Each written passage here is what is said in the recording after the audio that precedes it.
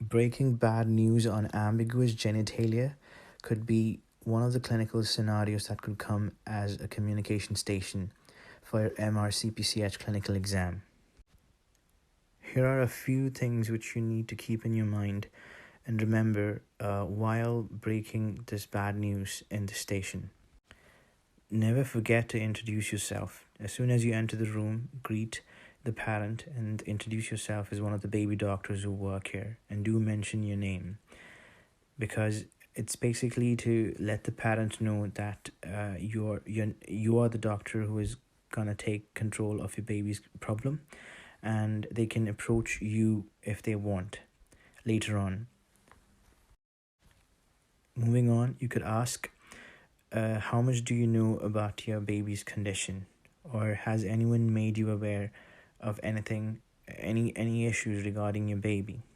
Upon this, they might say, if they say no, no one has told us anything, then you need to be really careful moving on while you break the bad news, because they are unaware of what exactly you're gonna tell them.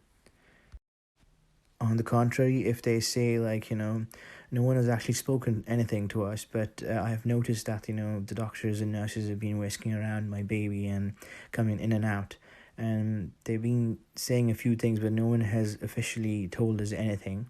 In that case, you can if in that case they are anticipating something out of us, so our job is a little easy then. So you definitely need to ask, has anyone spoken to you, or has anyone made you aware of anything regarding your baby, any issues regarding your baby? That's a vital question you need to ask.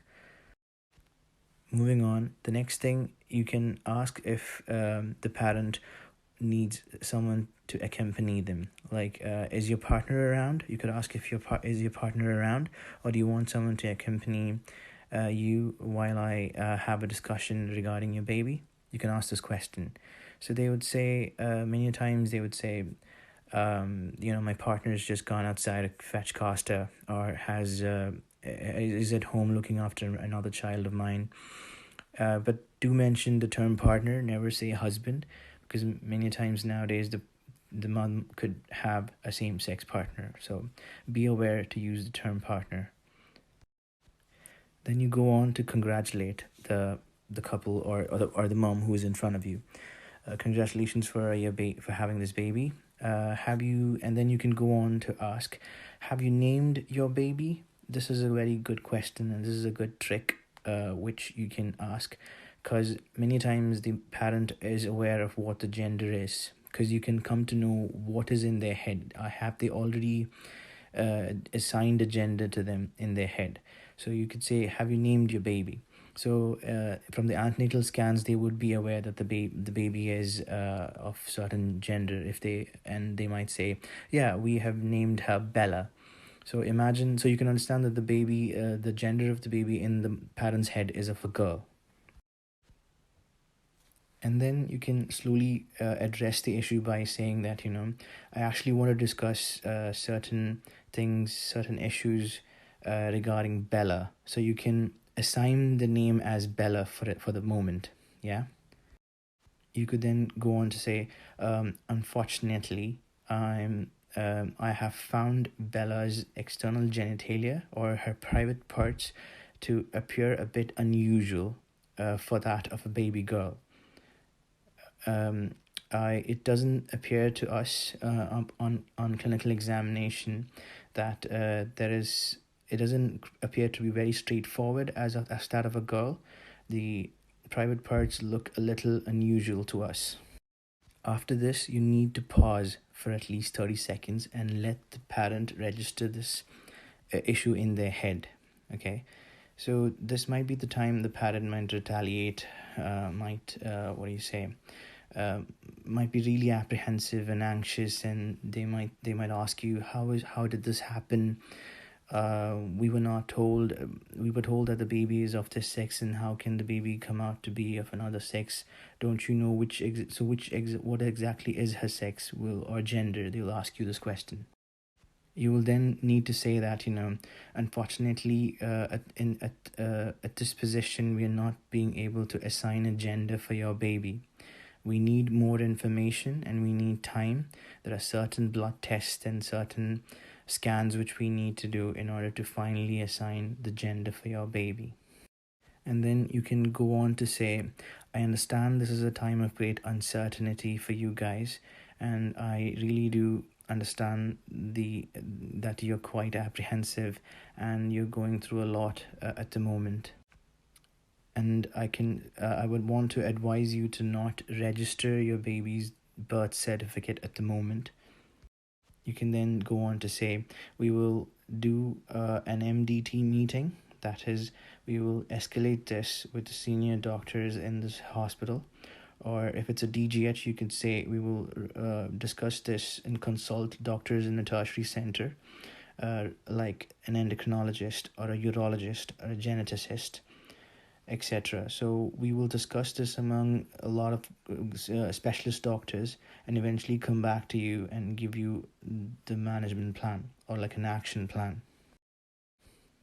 You could also offer psychological support like counseling to the parent as well. Moving on, you could say like there are certain blood tests we need to do like karyotyping, genetic bloods, and we will do a jelly scan of her abdomen and of her pelvis, and we will do hormonal blood tests as well. At this time, they could ask, what exactly is the cause for this? So you will have to be very diplomatic. You could never say what exactly is the reason, because many times we don't know what exactly is the reason without doing blood tests. But you could give an idea, like the most of the times it is a hormonal reason for this. The parents can many times say, did I cause this to my child? Am I the reason that my child is going through this? So you should always say, no, you are not at all the reason for this. There are babies who unfortunately are born like this, and only further blood tests and other investigations can tell us what exactly is the reason to it. Most of the times it is a hormonal problem that can arise, that could be the reason for this problem. Hence, we will be admitting your child, doing some blood tests like blood sugar, using these to look at the electrolytes, and we will be basically keeping her in for a few days and finally get to the bottom of this and eventually find the exact reason as to what exactly has happened and why this has happened, and eventually assign the gender. You could then tell the mom that, I would want to offer you some literature that you could read regarding this condition, and that could clear some of your doubts in your mind. And you could move on to say that, if you have any further queries, do let me know. And you can tell them your name again and tell them that, you can ask for me later on if at all you don't remember no questions are coming to your mind at the moment. But later on, if you have any doubts, you can ask for me, or you can ask for help to any of the doctors who work here. And you can mention that, you can go through the literature or the leaflet which you're going to provide them. In the end, it's always a good practice to summarize what you have told them. The examiners would really like that, you've summarized and you've used the proper 9 minutes for this station. Summarize and make sure that the parent has understood what you have discussed with them. So summarizing in the end is very good trait. Finally, you could thank the mother and say, like, thank you for spending some time to discuss this with me. If you have any further queries, please do approach me. Thank you once again.